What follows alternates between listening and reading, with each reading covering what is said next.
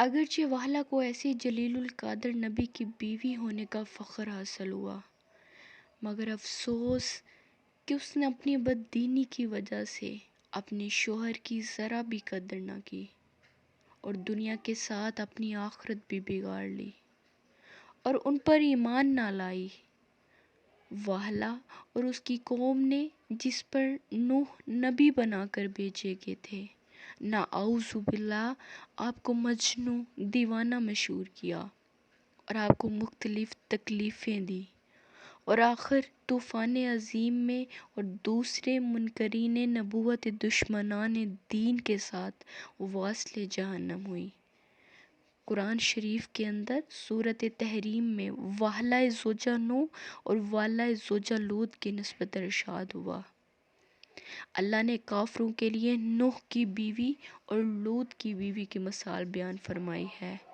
یہ دونوں ہمارے دو نیک بندوں کے گھر میں تھی، دونوں نے اپنے شوہروں کی خیانت کی اور ان کے شوہر اللہ کے مقابلے میں ان کے کام نہیں آئے، اور ان سے کہا گیا کہ اور داخل ہونے والوں کے ساتھ تم بھی جہنم میں داخل ہو۔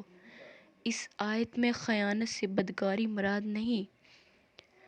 وہلا منافق اور بددین عورت تھی اور اس نے اپنے شوہر کا کبھی کہا نہ مانا، نہ ان کے حقوق کا کچھ خیال کیا، اور آخر وہ ہلاک ہوئی۔ اور جب تک دنیا قائم ہے وہ اپنی بددیانتی کی وجہ سے رسوا اور ذلیل رہے گی۔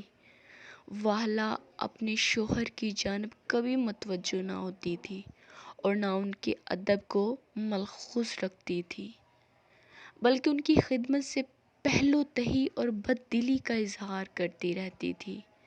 نتیجہ یہ ہوا کہ اس نے اپنی دنیا اور آخرت خراب کر لی، اور اب وہ اپنے کیے کا ہمیشہ نتیجہ بھگتے گی اور دوزخ کے عذاب سے کبھی رہائی نہ پا سکے گی۔ اس کا بیٹا کنعان بھی طوفان میں ہلاک ہوا، کیونکہ یہ دونوں کشتی پر سوار ہونے سے باز رہے۔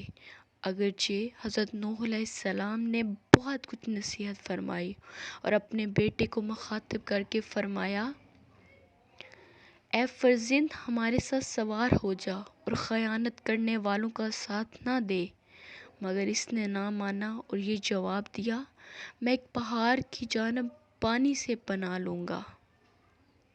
اس بیٹے کا نام بعض مورخین نے یام، بعض نے رایا اور بعض نے کنعان لکھا ہے۔ غرض دونوں نذر طوفان ہوئے اور اپنی کیے کی سزا پائی۔ علامہ ابن اثیر نے لکھا کہ نوح نے اپنا نکاح امرورہ سے کیا اور اس سے 3 بچے حام، سام اور یافس پیدا ہوئے، اور حضرت نوح علیہ السلام اپنی قوم کو نصیحت کرتے تھے مگر یہ قوم ان پر ہنستی اور ان کی سبکی کیا کرتی تھی۔ اس زمانے میں کوئی شخص بھی دنیا میں ایسا نہیں رہا تھا جو بری باتوں سے انسان کو روکتا اور اچھی باتوں پر لگاتا۔ تب حضرت نوح علیہ السلام مبعوث ہوئے اور انہوں نے نصیحت شروع کی۔ ان کی بیوی بھی در پردہ قوم کفار سے اتفاق رکھتی اور بظاہر مسلمان بنی ہوئی تھی۔ مفاد القرآن میں حضرت نوح علیہ السلام کی بیوی کا نام وہلا لکھا، مگر جامع التاریخ میں آپ کی بیوی کا نام وہلا درج ہے۔ طوفان کے بعد نوح کی جو اولاد ہوئی اس سے دنیا آباد ہوئی۔ اس وقت تک ان کی بیوی زندہ اور کشتی پر سوار ہو کر نجات پانے والوں میں تھی اور اس کا نام امرورہ تھا۔ یہ بھی ممکن ہے کہ حضرت نوح علیہ السلام کی یہ دوسری اور ایماندار بیوی ہو جس سے اولاد نوح کا وہ سلسلہ جاری ہوا جس کی نسبت اللہ تعالیٰ فرماتے ہیں، اور ہم نے نوح کی ذریت کو دنیا میں باقی رکھا۔ سورۃ صافات کے اندر آیت نمبر 77۔ اور باقی سب لوگ نذر طوفان ہوئے۔ اس سے صاف ظاہر ہے کہ طوفان ساری دنیا میں آیا تھا، مقامی نہ تھا، اور اب جس قدر آدمی دنیا پر ہے یہ حام، سام، یافس کی اولاد سے ہے۔ اور وہ ماں بیٹے جو نظر طوفان ہوئے مشرک نافرمان رہے اور ان کا سلسلہ بھی باقی نہیں رہا۔ حضرت نوح علیہ السلام دنیا میں وہ پہلے نبی تھے جو عذاب سے اپنی قوم کو ڈرانے اور ان کو توحید کی طرف بلانے کے لیے نبی کیے گئے۔ قرآن شریف میں کئی جگہ آپ کا ذکر مذکور ہے۔ آپ نے اپنا نکاح امرورہ سے کیا جو قابیل کی اولاد میں ہے۔ امرورہ کے باپ کا نام ہرکیل ہے اور اس کا نسب نامہ حسب ذیل ہے۔ امرورہ بنت ہرکیل بن محویل بن خناق بن قیس بن آدم۔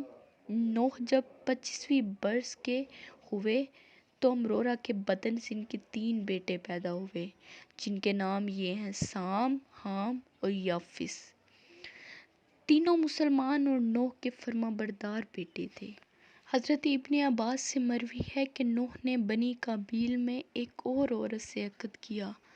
اس کے بطن سے نوح علیہ السلام کا ایک لڑکا پیدا ہوا جس کا نام بونعزر تھا۔